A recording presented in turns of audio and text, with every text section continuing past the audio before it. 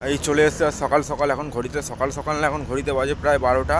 তো 12টার সময় তেল ভরতে এসেছি। এখন ইন্ডিয়ান অয়েলে আমাদের পালসিটে দাঁড়িয়েছি।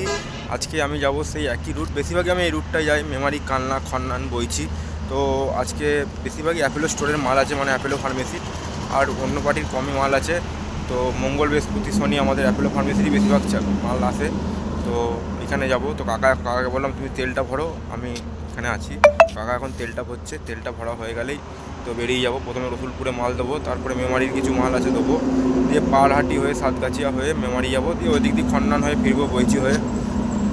তো আজকে শরীরটা আমার একটু ভালো নেই, গা হাত পা কেমন ম্যাচ করছে, কিন্তু কাজে তো আসতেই হবে, কিছু করার নেই, যেহেতু রোববার ছুটি। আবার রবিবার তো সামনে রোববার তো মনে হয় শিবরাত্রির আছে।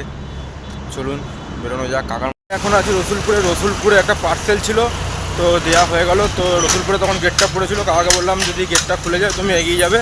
তো আমি পার্সেলটা দিয়ে দিয়েছি, কাকা এগিয়ে গেছে। আর আমি যাচ্ছি সামনে, রেলগেটটা যেহেতু খুলে গেছে, ওই যে রেলগেটটা খুলে গেছে, তো আমি যাচ্ছি এখন।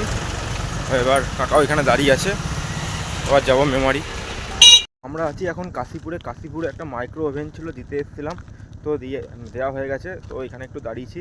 তো এখানে মানে হেভি লাগছে জায়গাটা, দেখুন অ্যামিয়েস্টার, এই যে আমাদের গাড়ি। তো আমাদের এখানে মাল দেওয়া হয়ে গেছে। এবার আমরা যাব পাহাড়হাটি, সাতগাছিয়া, পুরবুড়িতলা, তারপরে কালনা হয়ে ওই দিক দিয়ে যাবো। কিন্তু এদিকে মানে হেভি লাগছে, পরিবেশটা হেভি দারুণ। চলুন ভাই যাওয়া যাক।